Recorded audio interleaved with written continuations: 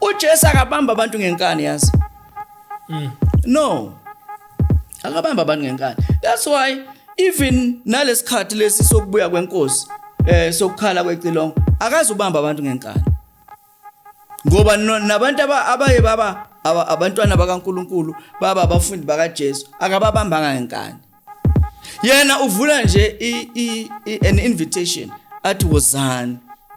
Then kuphume kumuntu ukuthi uyeza na mangabe uyoba khona. Because akekho umuntu oke wa-attend funeral yakhe. So ukuthi abantu basala benzani izinto ngeke ihambe the way ufuna ngakhona. Boyishintsha abantu ungasekho. Yabo. So ukuthi nje umuntu ingqondo izitshela ukuthi ncwaba wami uyohamba kahle kakhulu mangangcwatshwa ulo mfundisi lo. Cha, i-issue akusungcwabo la. I-issue ukuthi njoba eshiye lo mzimba yena uyephi. Kodwa manganalo uthando. Ngiyafana nencimbi encencedayo. Kusho ukuthi just making noise. Baningi abantu ongathola bekhuluma. Begxeka besho yonke enye into ongadlula icabanga. But into ayikhohlwayo ukuthi noma ngabe into ayishoyo yenza sense, but if ayiphumi from the point of love ukhosi damage komunye umuntu. Yabo? So umuntu onothando uyawacabangela ama feelings womunye umuntu. Ngenxa lothando. Noma umuntu wrong, khona uhlobo lwabantu abathanda. Welcome to the Dome Show. Of course, I go by the name Christmas. You already know I'm doing the best show even James knows. Otherwise, on sound on camera, this thing is usual. I got my man James, and on my right, I got my man Ganda. Is one story at the time and one testimony at the time. If you're new to the channel, where have you been? Please press the notification bell as well as subscribe. If you want to donate, our details shown after the disclaimer. Thank you so much to those who are doing that. We really appreciate it. We really appreciate it. To those who are donating, thank you so much. A lot of families, they get their food parcels. They sleep with something in their stomach. So thank you so much. Your donation goes along the way. Thank you. On sound and camera, there is James and Ganda. James, how are you on Grace? We on Grace. My teachings are Kubega and we on Grace. Oh, my teachings are Kubega. Hey, what's hard my teachings? I am Kubega. So Bambe nge Grace. I ask I play. Ne? Could you say ini? Detox. Yes, medicine for the soul. Wow. Hey. Isole abantu siyaqala iyalunga manje. Ngoba sifike sathi upart balo? Part 4.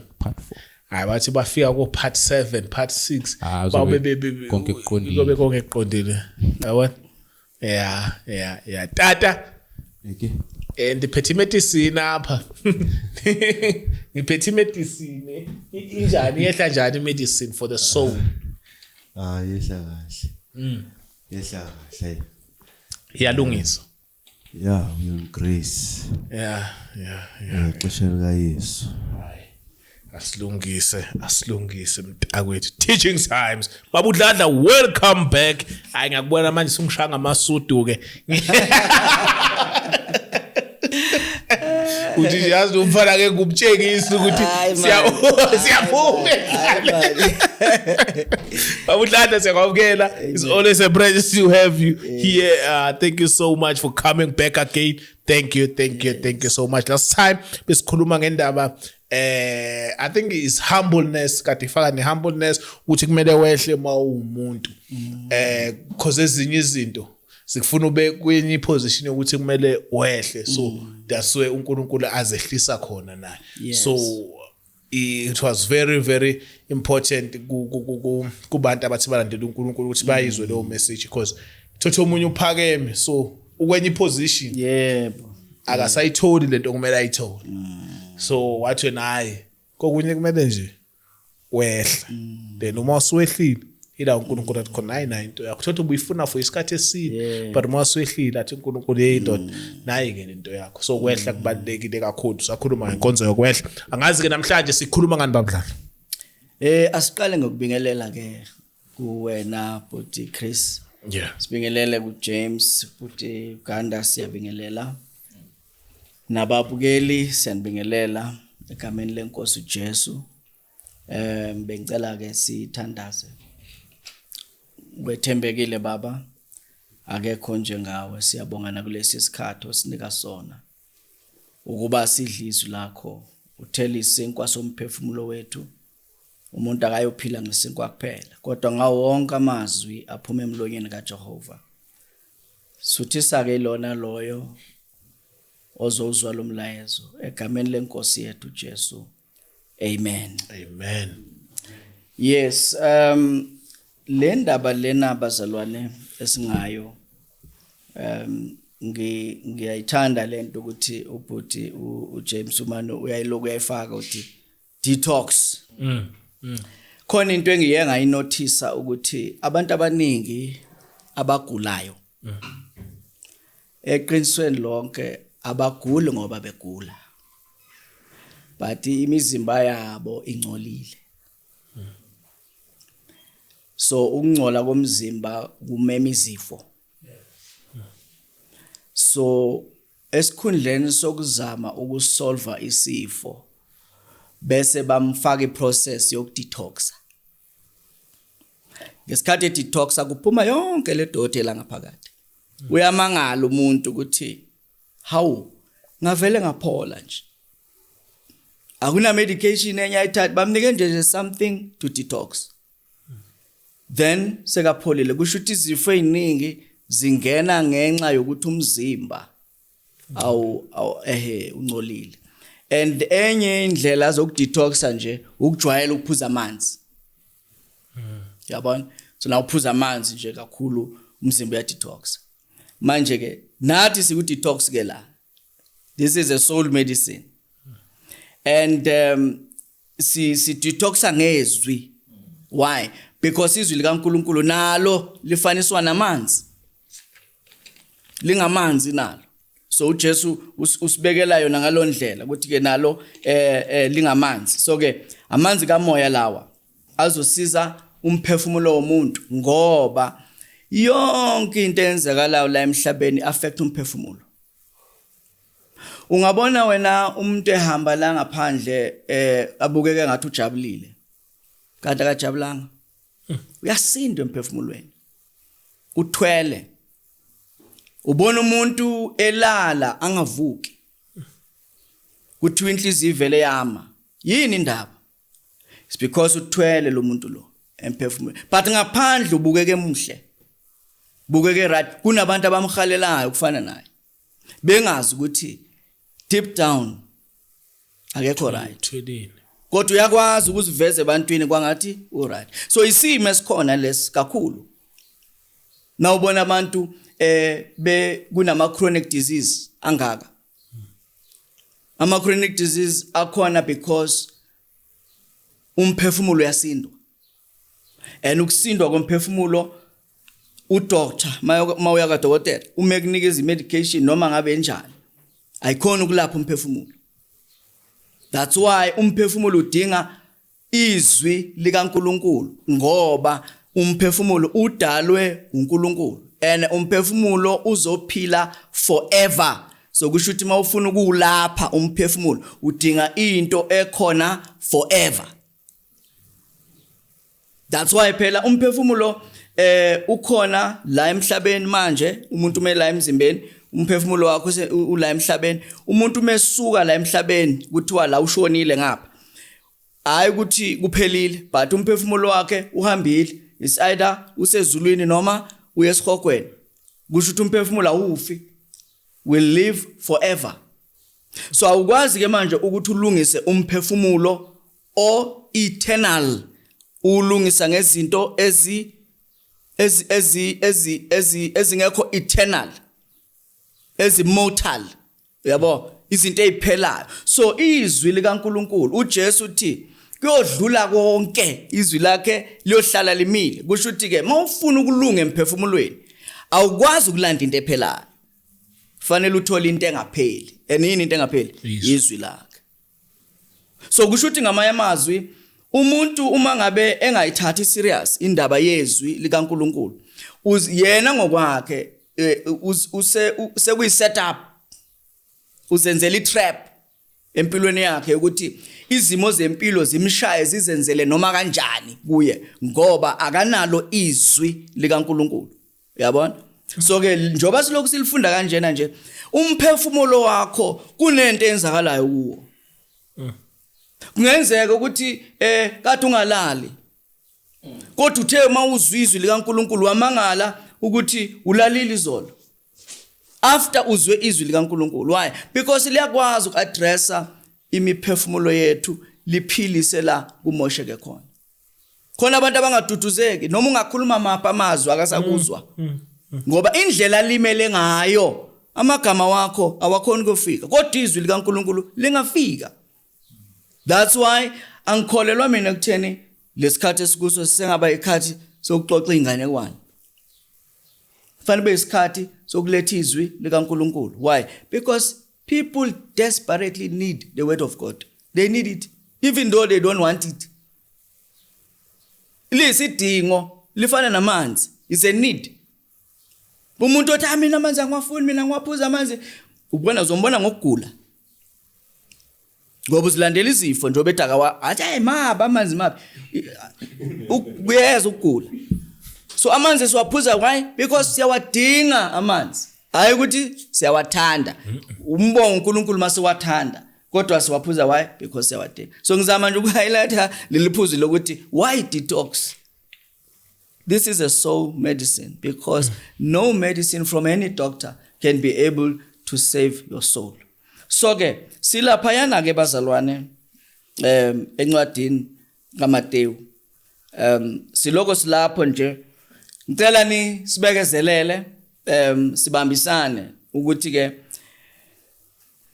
ngokwesikhathi uNkulunkulu asiphe sona siyakholwa ukuthi sizokwazi ukuyiqeda le ntshumayelo kaJesu. Ifocus yethu ikule ntshumayelo kaJesu. Because kunezinto ezibalekile azishilo kodwa sisuke nje sase siyabambeka endabeni yani yokuba ngumfundi. Sibambeke lapho because sithintwa ilamagama athi uJesu wakhuphukela kuphi entabeni abafundi bakhe beza kwe. Yasithinta ngazi mina noma nizwa kanjani. Iyangithinta lento ukuthi akababizanga athi wozana. Kodwa bazizele. Lokho kubonisana ukuthi there's a level of understanding abebanayo when it comes to being a disciple. That's why abamlindanga ukuthi ababiza uzambele nje uJesu and then bona base bamlandela. So siloko sizama ukunpheka le ndaba yokuba ngumfundi kaJesu ukuthi ke kusho ukuthini ukuba ngumfundi kaJesu. So namhlanje asiyithathe futhi le ndaba le sibheke now the relationship umuntu ongumfundi anayo kuKristu. Ubudlelwana nabo abanabo umuntu ongumfundi ukuthi ubudlelwane bakhe buba njani. Sizobheka ukuthi ubudlelwane bakhe bunjani noKristu and then ke siphinde sibheke ukuthi bunjani ubudlelwane bakhe noNkulunkulu. Bunjani ubudlelwane bakhe nabanye abantu. Fanele bube njani. Bunjani ubudlelwane bakhe nabantu abangamazi uNkulunkulu. Sisibheke zonke lezo zinto because ikhona indlela ofuna umuntu abehave ngayo kuzo zonke lezi zimo lezi. Yabo. So manje sithatha nje lolo hambo lokubheka nje ama relationships. I relationship between the disciple and Jesus Christ. Now masifunda ke lapha ya Matthew chapter number 4.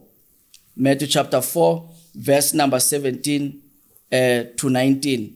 Utwala, from that time Jesus began to preach, saying, repent, for the kingdom of heaven is at hand. From that time Jesus began to preach and say, repent, for the kingdom of God is at hand. What was this time? Bekusikhathi bani? Why lithi from that time? Isikhathi bani loyo? Isikhathi la khona uJohn uJohane umbhaphatisi aboshwa khona. Uma uJohane umbhaphatisi ngoba uyena washumela kuqala phambi kwaJesu. So uJesu engakaqala ukushumayela, kwaqala kwashumayela uJohane uMbhapatisi. And uma eshumayela uJohane uMbhapatisi siyambona uJesu sizwa uJohane eshumayela yona le ntshumayelo ethi repent for the kingdom of heaven is at hand. So uJohane wayeshumayela same message. Then uJesu weza wazobhaphathizwa uJohane, sambona uJesu ezithoba ukuthi abhaphathiswe umuntu yena amkhulu kunaye, kodwa wavuma ukuthi ambhaphathise. Uyabona? So kwaba khona impi lapha iargument yokwehla babangisana. NoJohane uthi usumkhulu kunami angehle mina. NoJesu uthi no kufanele ungibhaphathise nami ngiyehla. Imnandi leyo argument enjalo yabantu behla, ngoba isikhathi esiningi abantu balwela ukukhuphuka. Uyinotisile ukuthi wonke ama competition akhona ilawo ukuya phambili, wokuya phezulu. So umuntu mangabe engazange waba unumber 1 ufila ngazuthi akakafiki khona mara uphasile, kodwa udliwa nje ukuthi khona ongidlulile.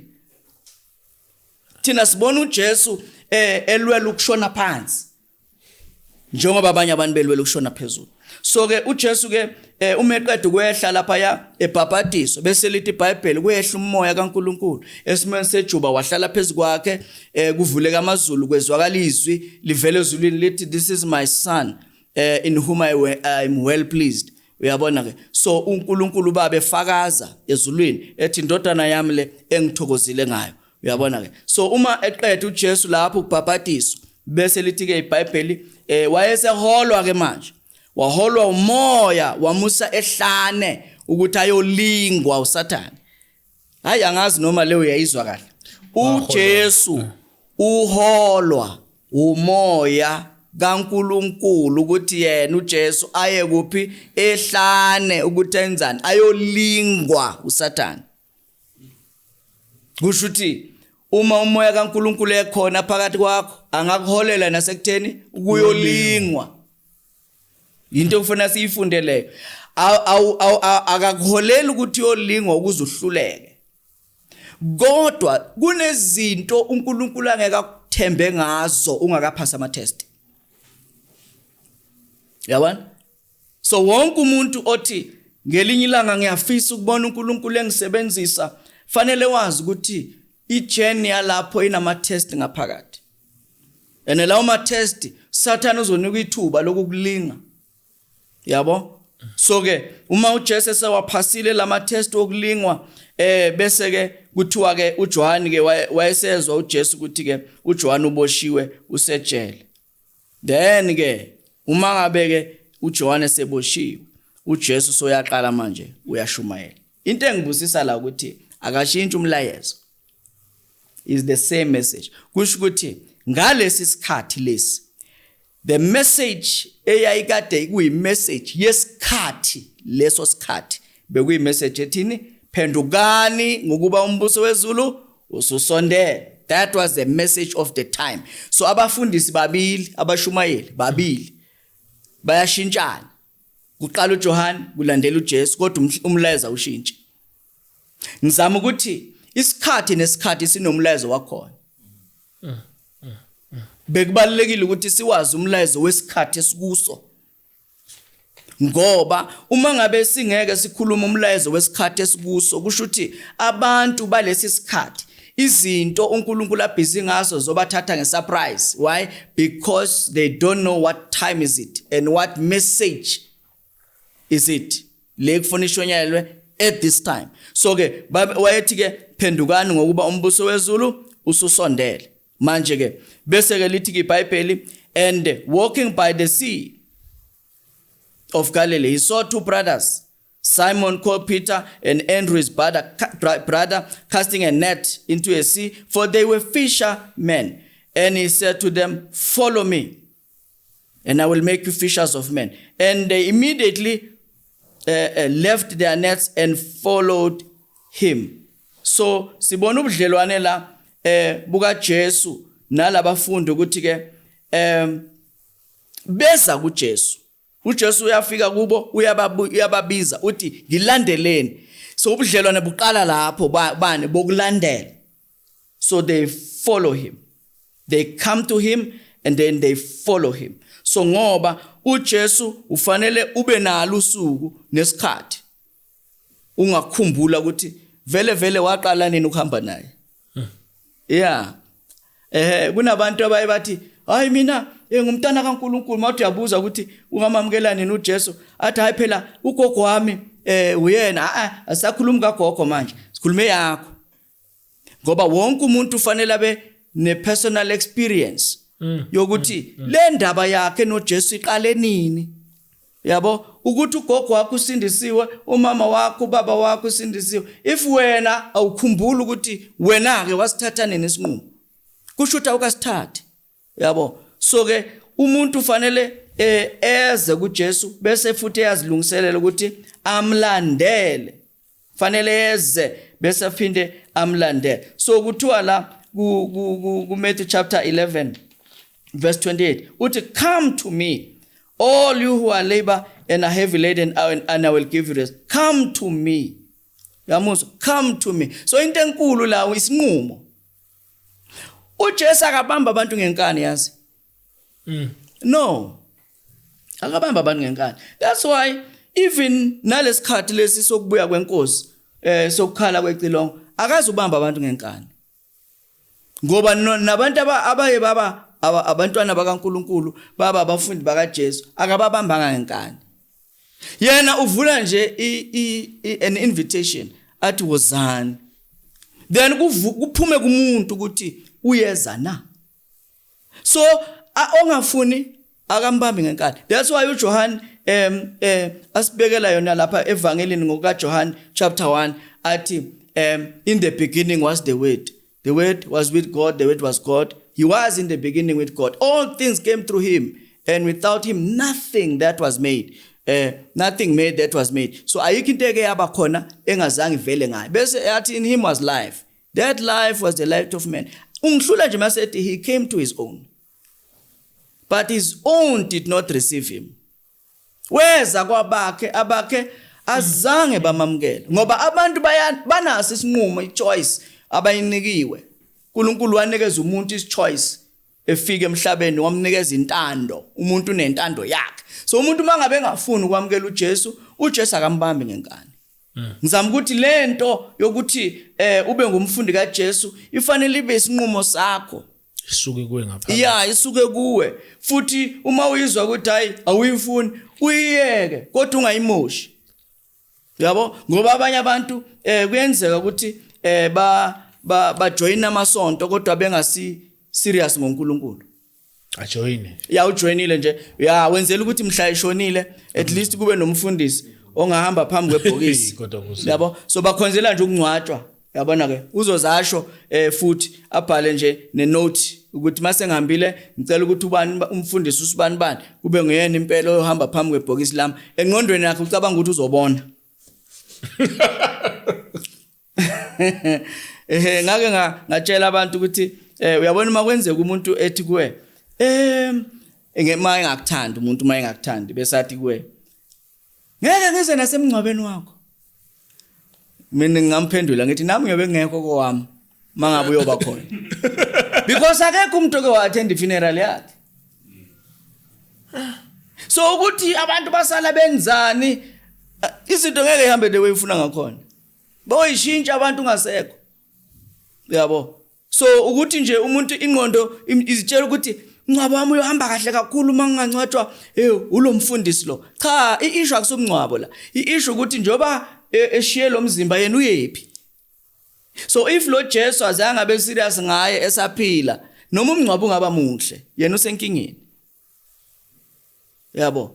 So the way abantu ba investa ngakhona for funeral bekufanele ngabe bafaka at least same effort ukulungisela umphefumulo. Yabo?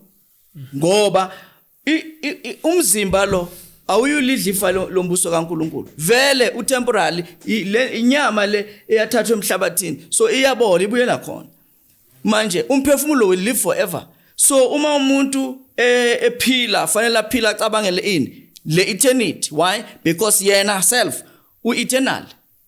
angacabanga kakhulu ngale nyama le ngoba yes, inyama le iproof yokuthi this thing is temporary yiko lokuthi amalungu omzimba ahambe ekhathala la endleleni yabo kule eminyaka leyana amehla ayibona kahle 100% so makuhamba isikhathi uma ngithi ngiyafunda hey ngibona ngathi angisaboni kahle ngithi kwenzakalani yabo so ngimanje ngiye ka doctor mangifika ke angicheck amehlo bese athi how old are you yabona ngimtshele bese athi it comes with age yabona ke kusho ukuthi manje lokuthi noma kungasinto engiyamukele ngezandla zombili lento yakhe kodwa iyangikhumbuza ukuthi hey by the way ngisemzimbeni yakhathala yabo ngeke expect ukuthi at this age usengaba namandla as when you were 10 years old yabo nabo gogo nabo mkhulu khona abanye bazokutshela ukuthi hey mina ngangidlala ibhola mina ngangenzani ngangigijima ngangenzani akasakhona ukwenza noma inhliziyo ifuna but umzimba sewuthi no why because umzimba inyama yaguga yakhathala yayibona so awukwazi ke manje ukuthi ukhohlo uinvesta for eternity ulibele ile nyama ngoba le ebakithi akekho umuntu ongangcwatshwanga ngisho nokuthiwa le family leyo baswele kangakanani mari funeral izoba khona so akubalekile ukuthi ngempela umngcwabo ube mhle kangakanani okubalekile ukuthi umphefumulo uyephi ngoba iwona ozophila forever so uJesu uthi wozani kimi so ufanele uzinikele ukuthi wena uthatha decision to follow kube sinqumo ukuthi manje senginobudlelwane noJesu so ngiyasuka manje ngiza kuJesu kule story la engifisa ukuthi yesithi ukusihlola lapha ya encwadini kaMark chapter number 10 ngicela ukuthi ke sihlole lesi story Mark chapter 10 mhlambe siqala ukufunda ku verse number 20 kuthiwa la and mhlamba ngibuyele emva angifunde from verse 17 now as he was going out on the road one came running kneeling before him so kwavela umuntu egijima wafika waguqa phambi kwakhe and he asked him good teacher what shall I do that I may inherit eternal life so lendo dibuza ngeeternity yabona abantu abanjengalabo ngiyababongela ukuthi afuna ukwazi ngephakade ngingenza njani ukudla ifa lombuso kaNkuluNkulu ngingenza njani ukuthi ngidle ifa lokuphila okuphakade what shall I do that I may inherit eternal life so Jesus said to him why do you call me good no one is good but one that is God kushuthi uJesu uthi asingaloko sincomana munye omuhle uNkulunkulu kumnandi ukunconywa kodwa sometimes siyayincoma into kanti emehlweni kaNkulunkulu ayincomeki inconywa yethu asiye you know the commandment uJesu yamphendula do not commit adultery do not murder do not steal do not bear false witness do not default honor your father and your mother so umthumela phi emthethweni mawukhumbula uverse 17 ka chapter 5 Matthew chapter 5 uthi uJesu do not think that I came to destroy the law or the prophets I did not come to destroy but to fulfill so that's why ambuyisela kumthetho ukuthi ke una umthetho usho kanje and this man answered and said to him teacher all these things I have kept from my youth lezi zinto lezi ngizigcinile kwasebusheni bam kushuthi ngamanye amazwi le ndoda le ngibona ngathi uyakhululeka manje uthi hayi kushuthi ngiright ke ngizoyithola lento engiyifuna then Jesus looked at him ngithi into elamagama loved him wambheka wamthanda uJesu ubheka le ndoda le wayithanda and he said to him so the answer kaJesu is from a point of love ne izwa ke answer kaJesu from the point of love one thing is lacking so kushoda into eyodwa Go your way, sell what you have, and give to the poor. You will have treasure in heaven, and come and take up your cross and follow me. Ayaqala inkinga. Yeah, yaqala inkathazo. Uyabo. Ngoba kusho ukuthi this guy uza kuJesu nje uyafuna ukudla ifa lombuso lokuphila phakathi, yabona? Uyafuna ukubenefita eternally. But la emhlabeni kunezinto ezine-value kuye ezithatha inhliziyo yakhe. And uJesu uyazazi.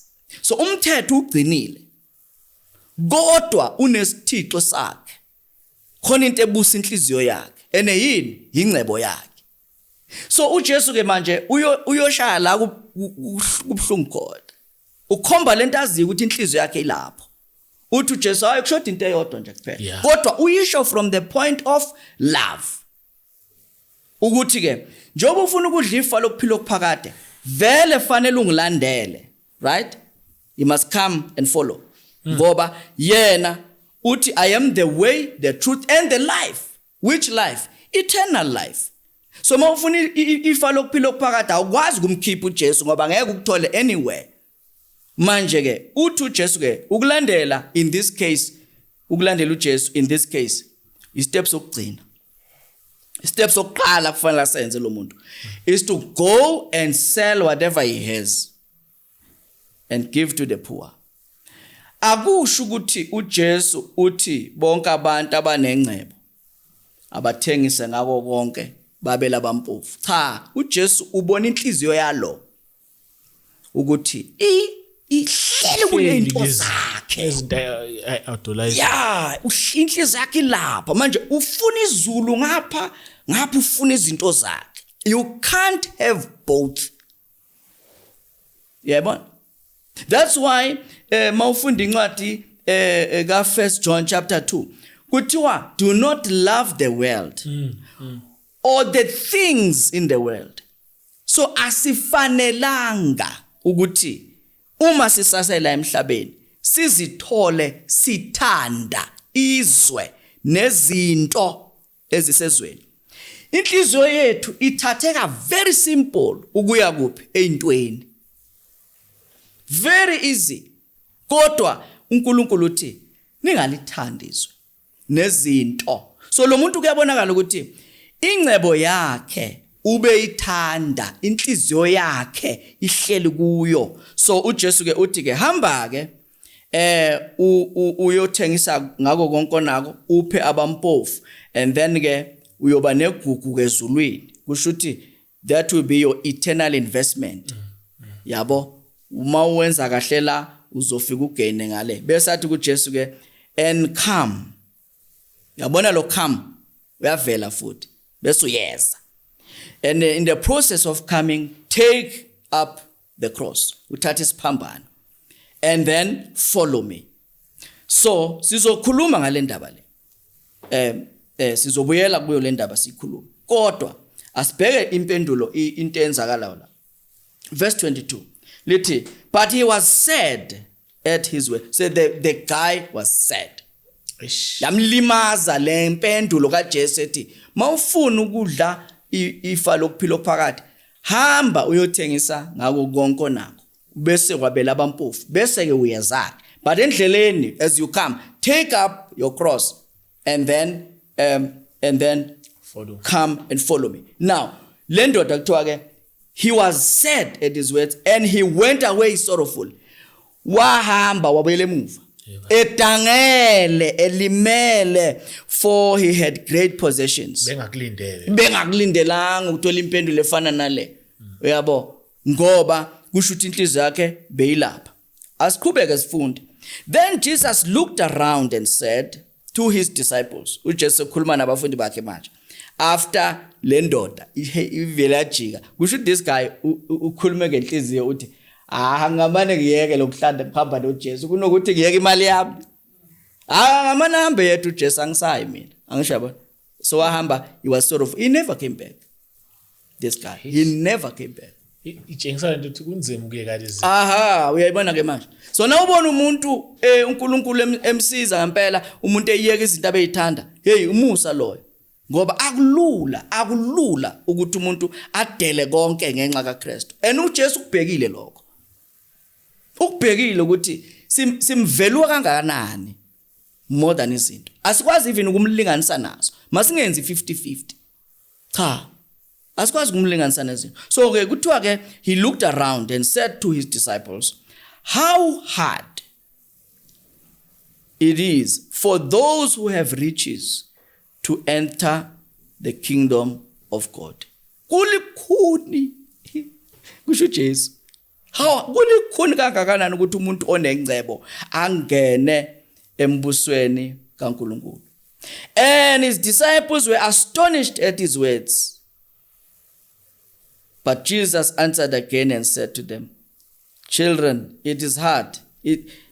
How hard it is for those who trust. Yayizwa ke manje. Kusho ukuthi it's not just ukuthi they have, but they trust in riches. Akusiyi ukuthi banayo kodwa bayithembile. Ngoba phela abantu bayithembile into zabo. Abantu bayithembile into zabo. True. Abantu nje umuntu mayinezinto uyayithemba yena athemba into zakhe ukuthi zingamsiza noma kuphi. Umuntu makane mali engqondweni yakhe uzitshela ukuthi ayikho iproblem angakayisolve. As long as anemali ayikho iproblem angakayisolve. Yabo. So ke uthi ke how hard is it for those who trust in riches to enter the kingdom of God? It is easier for a camel to go through an eye of a needle than for a man to enter the kingdom of God.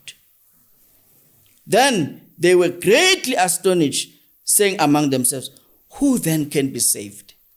Yayizwa ukuthi le nkulumo iyadangalisa njani? But manje kuyosindiswa bani ke makunje? Yayibona? Amele kushiwe yonke into phela. Yeah, kuyosindiswa bani ke makunje? Bese uJesu yabaphendula, with men it is impossible, but with God. But not with God. For with God all things are possible. Kusho ukuthi ukusindiswa kusazwa kwenzeka. Futhi kuyenzeka. Abantu basazofika embusweni kaNkulunkulu. uNkulunkulu ebuNkulunkulwini bakhe uzoyenza yenzeke. Kodwa kunzima kubantu abathembe into zabo. Kusho ukuthi bekufanele wonke umuntu onezinto aqala ukuzitraina ukungayithembi into zakhe. Ngoba izinto ziyaphela. Izinto ziyaguga. Yazi khona izinto umuntu angaba nazo kodwa ngake ngahlangana nomunye ubaba esibhedlela. Lo baba lo way rich kakhulu and then ephethwe icancer esibhedlela. So lo baba ke wakhipha ugwayi wabhema lapha esibhedlela uphethwe icancer. Uma bembuza ukuthi hayibo angithi uyagula wena uphethwe icancer manje ubhemelani ngoba phela izoba Westland. Wathi kuyafana. Ngiyafa. Imali nginayo. Kodwa manje ayisangincede. Ngoba kulandwe ngisho ama specialist avela overseas. Ikhonsi lokho imile nje. Ayisuki. Uyayibona ukuthi inkinga? Kusho ukuthi imali khona la ingafiki khona. Yabo? So uyambona lo muntu ukuthi ufike la khona athi I give up. Ayikho into engayenza. So ke uJesu ubudlelwane bethu naye buqala ngalesi sikhathi siza kuye nesinquma ukumlandela. uJesu uyamkelwa uJesu. That's why Revelation 3:20 kuthiwa, behold, I stand at the door, knock. If anyone hears my voice and open the door, I will come in and dine with him and he with me. Kusho ukuthi uNkulunkulu uyasenzela umusa ukuthi uJesu lokho ekokotha enhlizweni. Umuntu uvula iTV ahlangane nezwi lenkosi kanti uJesu uyagogota. Ngesikhathi ethi hayi man tshintsha le channel le kusho ukuthi hayi ungangeni. Athi uhamba uye funeralini athola ukuthi kuyashunyayela. uJesu lokho uyagogota nje. Until umuntu kuvele engqondweni yakhe athi hayi namhlanje ngiyamamukela uJesu. Kusho ukuthi sekatheni come in. Ngoba as long as engakasho ukuthi come in angeke angene. uJesu akangeni la engamenywanga khona. Nasikhumbula uma uJesu eqeda ukuvuka usuka avuka ngale emathuneni. Kuthiwa kwakunabafundi ababili ababekade bebheke endleleni beye eMaus. And then beloku behamba bekhulumisana ngale ndaba esebayizwile ukuthi okay fine silahlekelwe inkosi. Bethelwe Friday sambona efa wangcwatshwa. West this morning kuthiwa isidumbu sakhe asekho ethuneni. So badliwa ilezi indaba ukuthi awukodwa madoda into ebhlungu kangaka bakhohliwe ukuthi wayeshila ukuthi uzovuka. So kuthiwa ke uhlangana nabo bahamba endleleni bayakhuluma ngale ndaba lezi. Uma efika uyabajoyina baxoxa. Sekathi uJesu kubo nikhuluma ngani? Bathi awuzwanga yini ukuthi kukhona lo baba obekade eshumayela la ebesikade sithembile impela ukuthi hayi uzosikhulula sonke.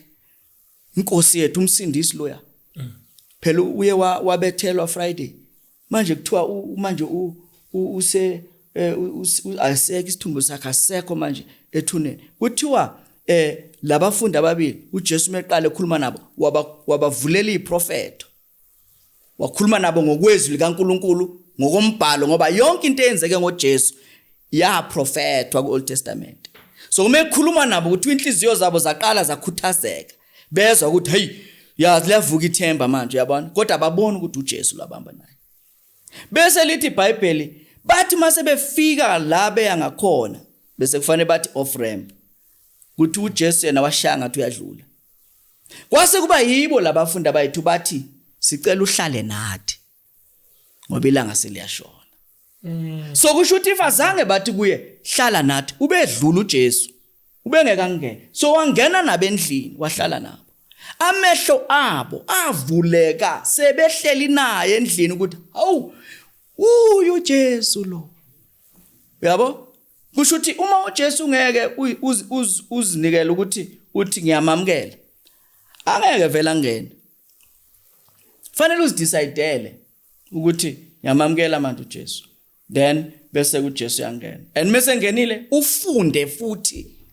Yabo siyikhulumile le ndaba yokufunda kuye. So akwanele ukuthi sowumamkela kodwa uphinde ufunde. That's why silandelela ini amazwi awakhulumile.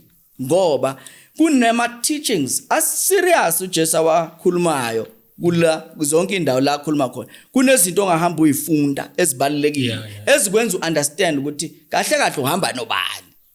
Ulandela abani. Uyabona ozokusa kuphi. Yabo. So ke yingakho leli verse leli siloko siyabuyela nje kulo uMatthew chapter 11 verse 29 uthi take my yoke upon you and learn from me. Learn from me. Thathani ijoka lami nilibeke phezulu kwenu nifunde kimi. Yabo. So last time sayikhuluma le ndaba ukuthi ke you take the yoke. Mase uqeda ukwamukela uJesu akuthula umthwalo obukusinda. Thatha ijoka lakhe. And imnandi indaba le ngoba uthi his yoke is easy and his burden is light. Yabo? So his yoke is easy and his burden is light. Yabo? And uthi ke you will find rest for your soul. Uyazi ngelinye ilanga nga order isim card. Ne? Order isim card for the data. Then ngi order online. Kule company le ebi offer lama package wama sim card we data. And then ke one morning ke kuma ivehicle. Uyabona ivehicle? It's like minibus. Yeah. Pipi peketi. Ngiyaphuma lapha ngiyayibona ukuthi ileze courier vele. Okay. Uyazi manje engqondweni yami I'm expecting ukuthi bazodeliver into enkulu.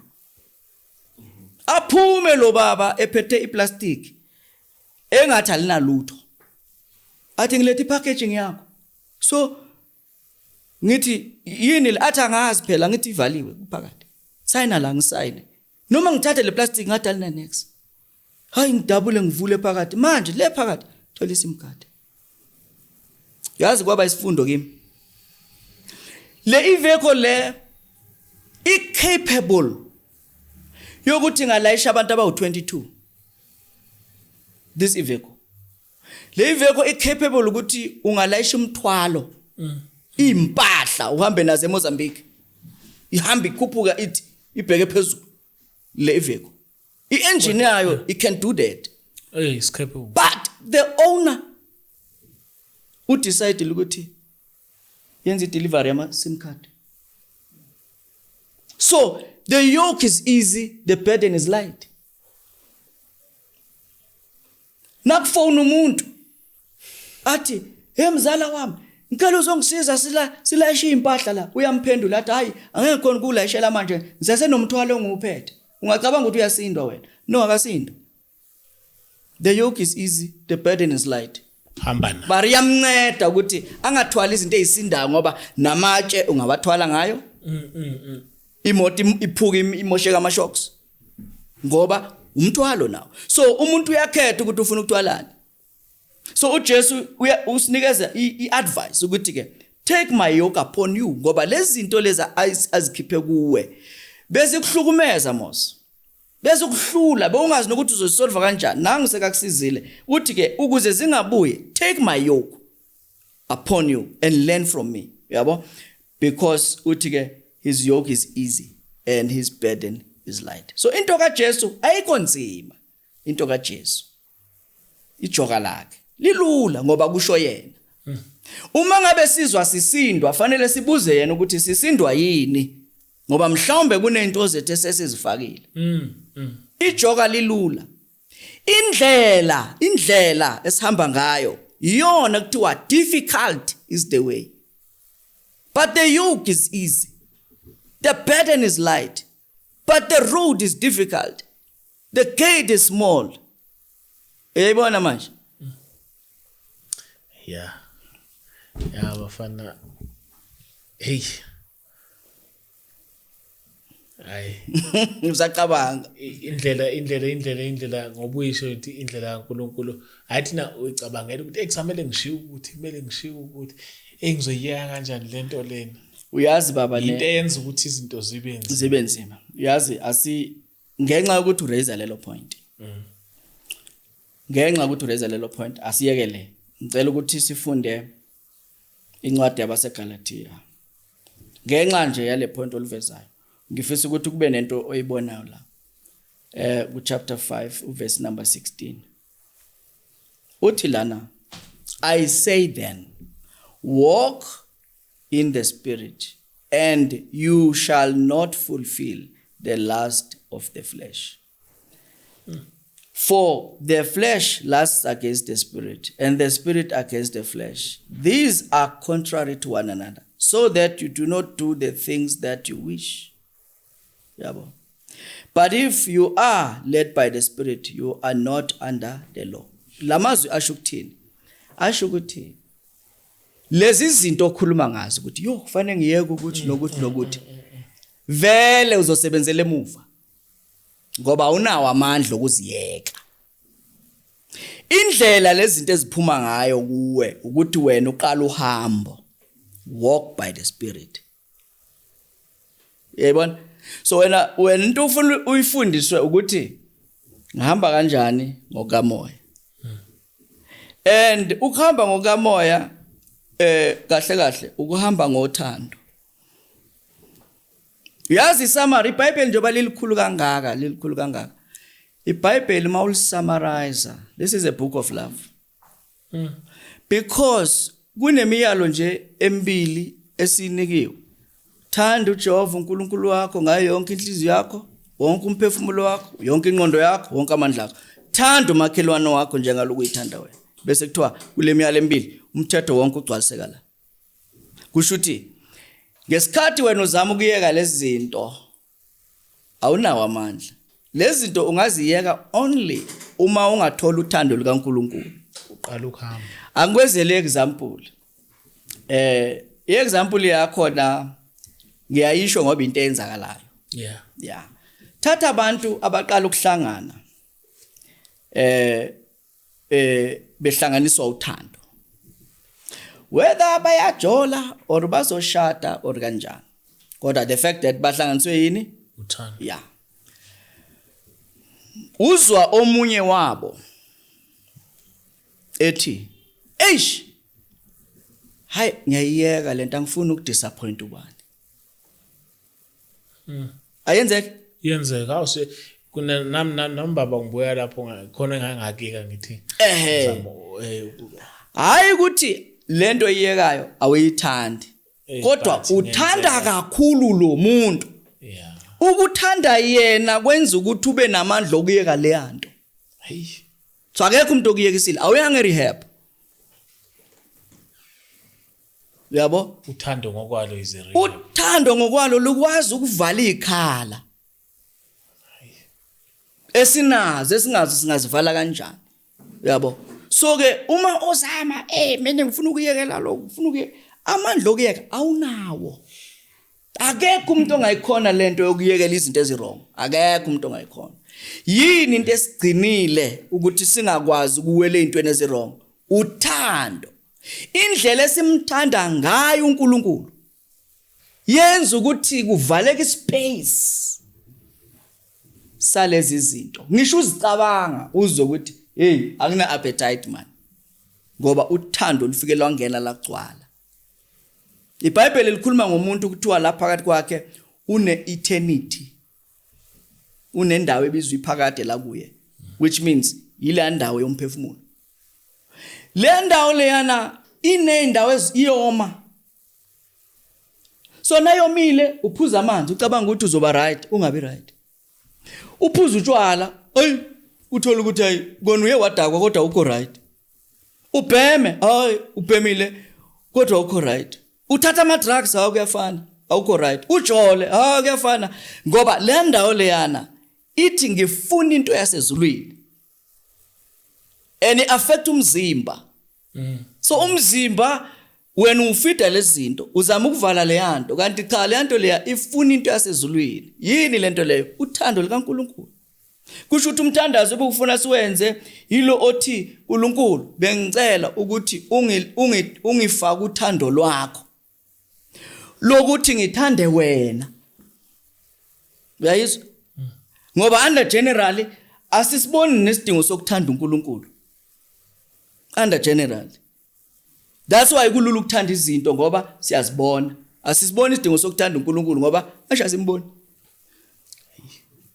so kuba ngathi uNkulunkulu ngathi inganekwane ngathi story siyazikhulumela nje so kodwa uma umcela ke manje yingakho kuthiwa walk by the spirit lo yamoya ongcwele esikhulume ngaye uyena esihamba ngaye masihamba simlalela uthando liphethwe uye kuthiwa ithemba alijabhisi ngoba uthando lukaNkulunkulu luthelwe ezinhlizweni zethu ngomoya ongcwele yabona kusho ukuthi umoya kaNkulunkulu enye yezinto engibaluleke kakhulu ukuthi waye khona ukuzofaka uthando lukaNkulunkulu kithi engesikhathi elifaka iappetite yazo zonke lezi zinto bongazi uzoziyeka kanjani iyaphela ngoba umuntu mesuthi akudleki so ingakho asingeke sikhuluma ivangeli elithi yekela lokho yekela lokho yekela lokho yekela lokho ngoba akekho umuntu onamandla okuyeka lezi zinto sifanele sikhuluma ivangeli elithi gcwala ngothando ngoba uma lugcwele uthanda lipheli ngisho lo likaNkulunkulu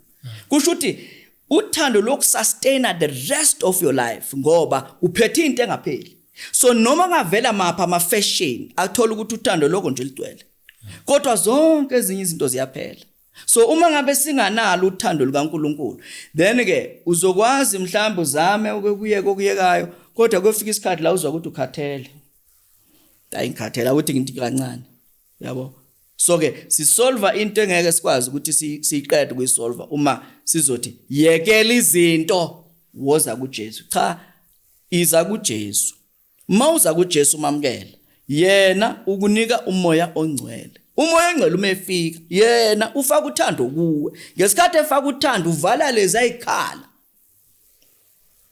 ezikwenza ukuthi uhlale une void ngesikhathi eyivala lezikhala lento bekade wena uthi I can't live without uphaphama hawu uphela usuku kwaphela 2 days khona omunye ubaba owathi meqeda ukwamukela uJesu wayebhema kakhulu so lapha wayethenga ibox ibox lele nama 20 phakathi so ke elibeka lapha eduze nombhede so ke wamkela uJesu uthi lo baba wamangala sekuphela iviki ngoba since angamkela uJesu ukhohla ukubhema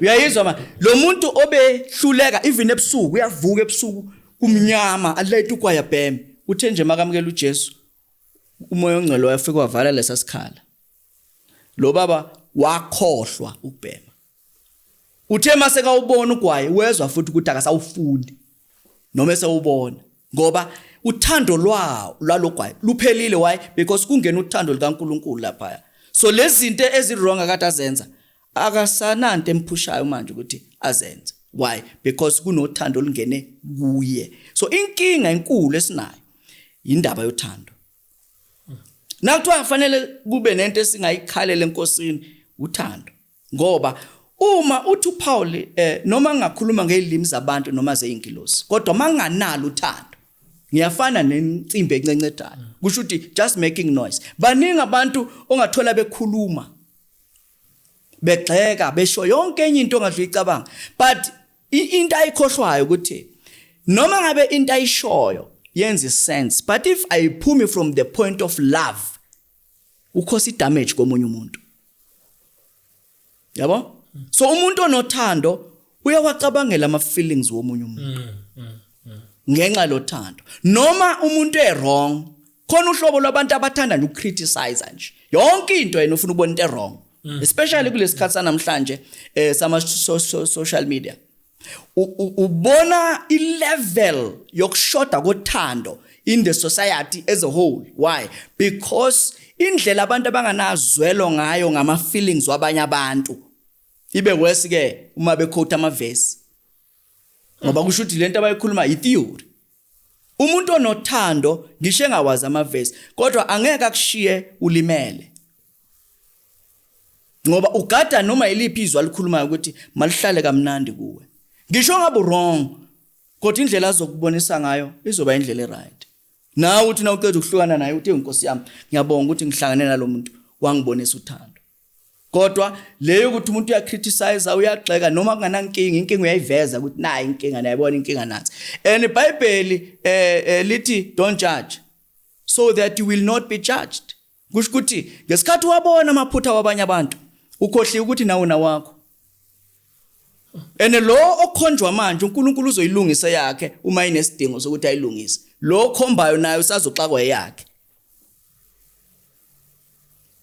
angazi noticile ukuthi mawukhomba indlela eright yokukhomba mosa ukhombi so ukhomba kanjani yeah mawukhomba uthi uzwa uyazwa nawe kuyacwala la kude ngikhombile why kufanele kube nje nami kuyangimangaza umuno lo ukhomba lo muntu omkhombayo le u3 ikhomba wena okhombayo lo ukhomba uNkulunkulu uyabona njoba wena ukhomba lo uNkulunkulu ubona wena nalemthatha ithi bheka kuwe uma ngabe umuntu nomuntu ebe understand lento i-level ye criticism izovela yehle ngoba umunye nomunye understand ukuthi even if wenze a mistake umuntu nami ngiyayenza mistake yabona and if mistake oyenzile aying affect then why ngiyenze issue if aying affect ngoba phela manje abantu bangena indaba ezikude uyibona ukuthi ayibara lebe ingamfuni mara uphakathi sure uphakathi ungenile impela mara ukhohliwe ukuthi njengoba singamakholwa kanje we have a judge in heaven who will judge the judges yabo so sifuna ukuqaphele ukuthi siphilo thandweni kakhulu ngoba uthando lithi iBhayibheli love covers multitude of sins so uthando liyasibekela so noma ubona iweakness yomuntu based on love uyayicover ngoba ufuna ukumdestroy angithi uyabona that is love so ke silethwe ile ndaba yakho ukuthi manje ngiloko ngiyacabanga ukuthi manje ngiphuma kanjani no ngeke vele uphume wena awunawo amandla okuzikhipha That's why we need a savior. We can't save ourselves. Umuntu mabathi le elwandle lapha uyacwila lapha ya elwandle udingani ama life saver. Ama life saver ayamlinda. Yabona ngalesikhathi esashaya amanzi eviolent bamiyeka ngoba uzobashaya nababalimaza. Bamiyeka azathi ukufeinta. Mase ngathi uyafeinta bambambe bamkhiphe ngoba u dangerous mayesakhaba. Yes. Uzoshaya life saver. Bafeyinte bobani. Ibamba ikokoshena. Yeah, uyabona. Uso dangerous. So mabambona ukuthi hey nanga umuntu uyacula. Bayasondela kodwa bamiyeke. Aza angathi that's why you need to surrender. kuJesu uthi ngiyazinikela ke manje. Uyabo? Ungabi nenkani. Na usenenkani akuhambeki. Ufuna uvume, uyabona? Uthambe. Akithi yabona. Umthembe ukuthi uzokusindisa ngokuphelele. That's why khona esinye story kuthiwa kwaba nama floods. Ngize ngacabanga lama floods labo wakhona Eastern Cape early this year. So kuthiwa ke makunama floods kanjalo or bekumfula but nje umuntu lo kunamanzi amaningi ayahamba la and then uma ehamba namanzi wabambelela esihlahleni umuntu yabo akabambe esihlahleni so but amanzi asasemaningi ngisho so ulinde manje usizo kuthiwa kwavela ihelicopter bayehlisa intambo base bathi kuye yekela isihlahla ubambe intambo kwaba nzima ngoba yena ufuna ukubamba intambo nesihlahla ngoba ucabanga ukuthi uma engayeka isihlahla angahlanga ayibamba intambo uyayibona ke that step of faith yekela isihlahla bamba intambo hayi sondezani kakhulu intambo yekela intambo so uloku ubamba ufuna ukubamba zoyi2 you can't have both so kubiza ukuthi uyazi ukuthi abantu abaningi le uJesu bamamukele vele la khona eseshayeke wathamba vele kanti kube wamamukela eli ngabe into eziningi azifikanga kuye kodwa ngoba bekasasenenkani ekhabakaba mina ngeke ngizophuma mina kule kweletu ngizophuma mina so lokhu yenza amaloni yenzani lokhu uyadipa hayi ngizovula ibhizinisi dipa lesikhathi sekuvaleke yonke indawo khane khala Nkosi ngisindise yabona kanti kuba weza eli so abanye abantu izinto abakuzo namhlanje ngaba bangenanga uma ngabe uJesu basheshe bamamukela mari inkinga bebasakhaba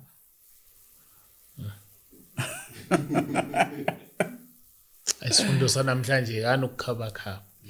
Yekelana ukukhaba woza kuJesu yabona so ufane nomuntu ozilahlela emanzini abandayo uzidele uyawazi ukuthi ayabanda but once wazilahlela phakathi wangena deep umzimba wakho uyaadjust wena ozilahlele ugcina sewungasafuna ukuphuma kuwo uzwa ngathi sekubanda kakhulu ngaphandle angazi ukuthi ke wayenza lento uwezwa amanzi emnandi ungasafuna ukuphuma ungene kuyiphutha yebo uyabona athi sukusasaba mawusaka so mawusaya uthi lamanzi ayabanda nalo phakathi athi ayabanda but mawungazidela uzilahlele then uya-adjust masu adjustile wena futhi obone inkinga yokungena awusafuna ukuphuma manje that's why abantu abangenile kuJesu abafuna ukuphuma ngoba sesibonile ukuthi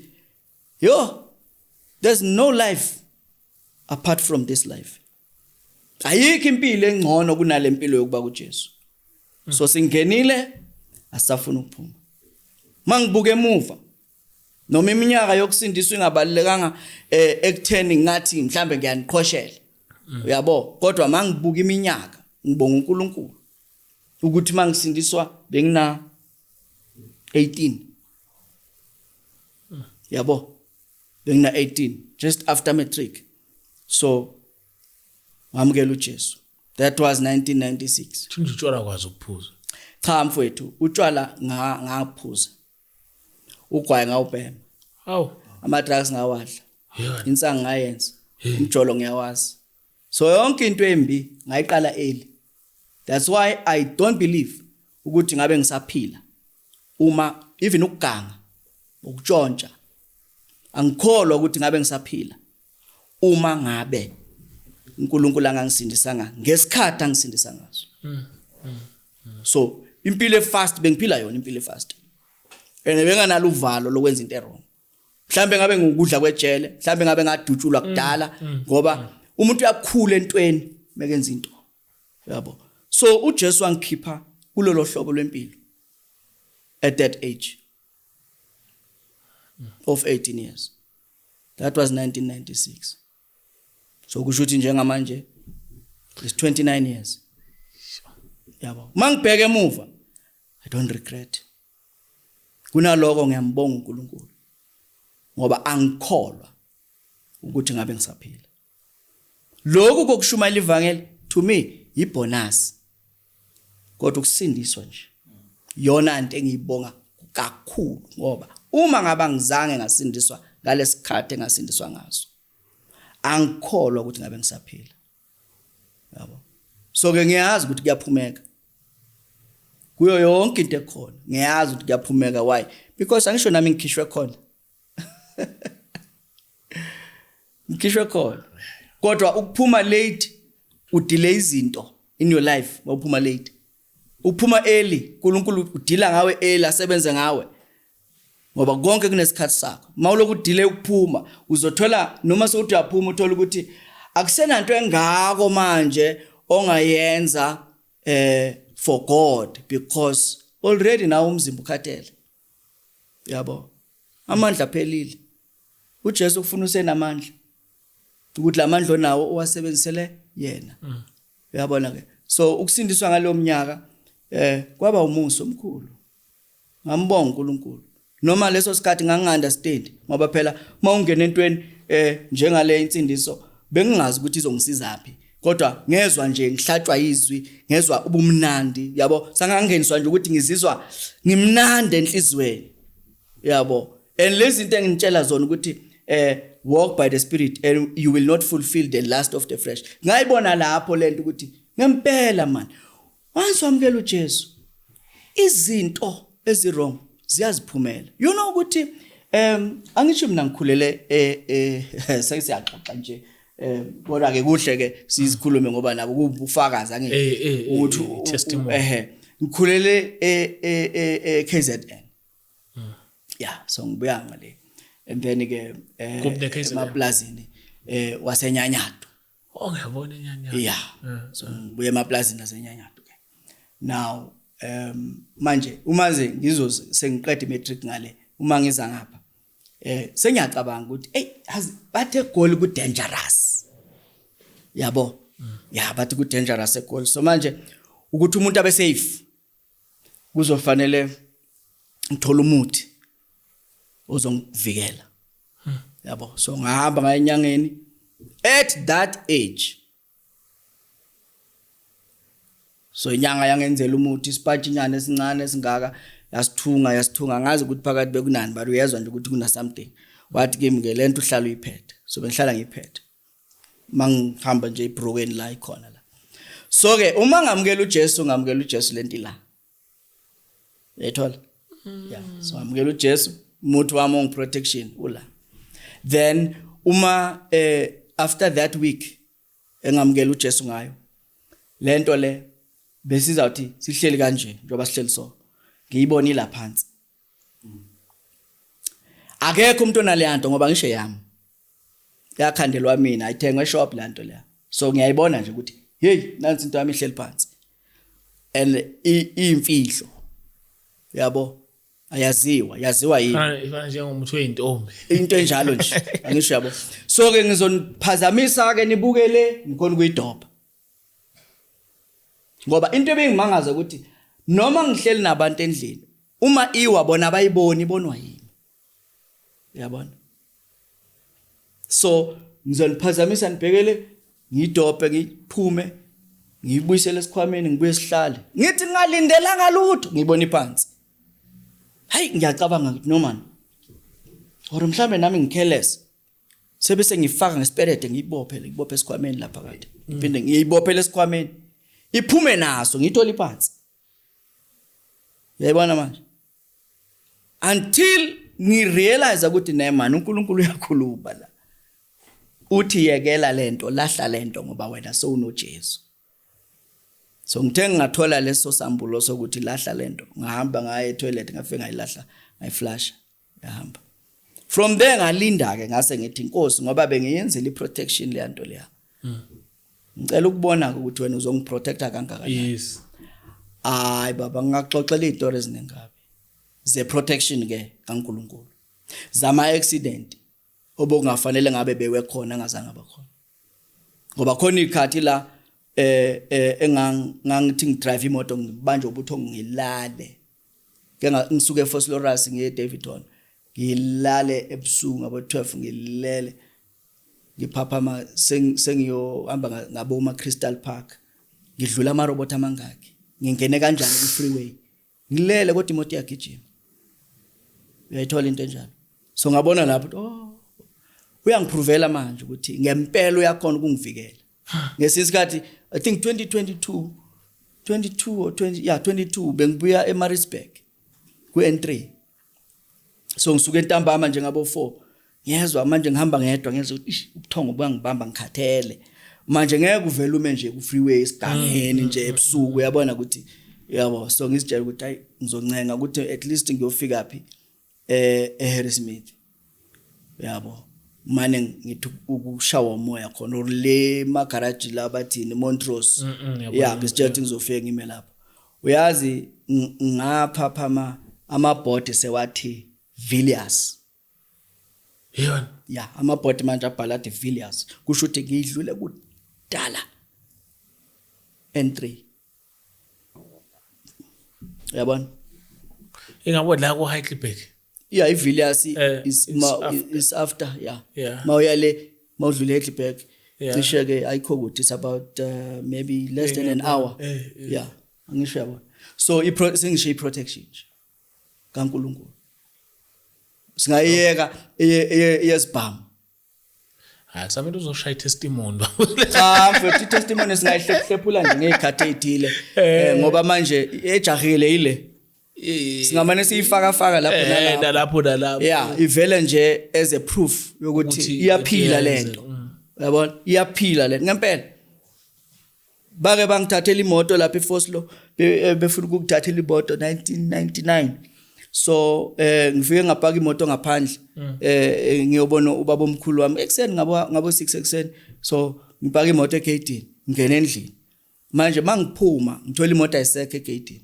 bayiphushile ngiyabona ukuthi ivulwe ngapha nangapha ngikhohle ukubuyela endlini ngiyo report ukuthi kunenkinga vele ngigijime ngiye lapha mangifika lapha yana bakhipha izibhamu hayi badubula manje isimanga ke sento ukuthi isibhamu ngiyasikhumbula sengibheke ekhanda kodwa ibullet ayingenanga ekhanda yangena la ngimuva kodwa ngiyamkhumbule ebheke kanje kodwa yangena ngapha emuva uma ingena yafika yama emva kwethambo yangalithinta yama nje emva kwethambo so mabengisa esibhedlela and then ba check esibhedlela bathi ke iphakathi kwama nerves so ngeke bayikhiphe ngoba ngingahle ngibe disabled so ngathi hayi akunandaba bayiyeke since sagcina naleso sikhathi till today kuna indawo mawuthinta lapho yezwa ukuthi kunembobonyane la kuyabonakala lapho solo yangena lapha iphindanga yakhishwa but ngiyakholwa isekho uyazi why angisho nokufika kule indawo lezi la bathi into zakho faka ngapha wena ngena ngapha uthi uyangena bathi hey twi babuya ngapha buya simcheke yini lento oyiphethe ibullet ngiyakela ngempela ngingena yonke indawo baba yonke indawo nama airport ngiyangena nje ayikazi ithi lento le so ngiyakholwa ukuthi uNkulunkulu wayikhipha lento le angisho yathola hey since kasethi ayisiyakhuluma uyabona ke incaba yokukhuluma Yinkinga yokukhuluma le. Kodwa ngizama nje ukuthi uJesu uma umamkela uncedakala ezintweni eziningi. Yabona. Yeah, so iprotection ikhona la. That's why asinalo uvalo. Hayi. Asinalo uvalo. Asidingi ukuthi siyozama somewhere. So kuwena mbukeli lapha ekhaya ngiyakukhuthaza ngegama lenkosi uJesu ukuthi mzinekele kuJesu and ube serious ngaye. Umamkele uJesu, ufunde kuye, umlandele, thanda izwi lakhe, umcele umoya ongcwele akuthele ngothando. Izinto eziningi ngaba zixakile kushoda nje uthando. And mali ngangena uthi ngiyalwazi baba uthando likaNkuluNkulu lingena enhlizweni yami. Angikaze ngazizwa ngale ndlela. Angikaze ngazizwa ngendlela lelanga lungena. I-feeling engakaze ngayizwa. Kuphela yonke lento ye-bitterness, ye-anger, unforgiveness, zonke lezi zinto zivele ziyiphelele. Uzwe ukuthi yazi ukukwatela umuntu is a waste of time. Awunamandla. Yabona. So umuntu ushoda ngothando. Eselidingayo yazi. Awaya kusithindi. Asithandaze, asikhuleke simthembe uNkulunkulu ukuthi ubone ukulangazela kwenhliziyo. Baba egameni lenkosi yethu Jesu siza kuwe ke manje izwi lakho lithi ithembiso zakho noma ziningi kangakanani kuwe ziuyebo futhi ngawe ziuamen kudunyiswe igama lakho. Letha kuwe baba abafowethu kule ndawo. Ubhuti Chris, ubhuti James, ubhuti Kanda sinikela kuwe baba. Ababukele emakhaya. Nceke yakho ekhona la. Fundisa umgijima siyathandaza. Hlisa lolo thando baba. Egameni lenkosi uJesu gcwalisa abantwana bakho ngothando likaNkuluNkulu. Ilona loyo mthintela engakaza thintwa khona. Finyelele indaweni ezomile emphefumulweni wakhe. Egameni lenkosi yethu Jesu. Siyabonga ke baba ukuthi sekwenzekile. In Jesus name. Amen. Amen. Siyabonga kakhulu ke baba. Siyabonga baba sibone futhi ngokuzayo. Thank you. James, are we out or what?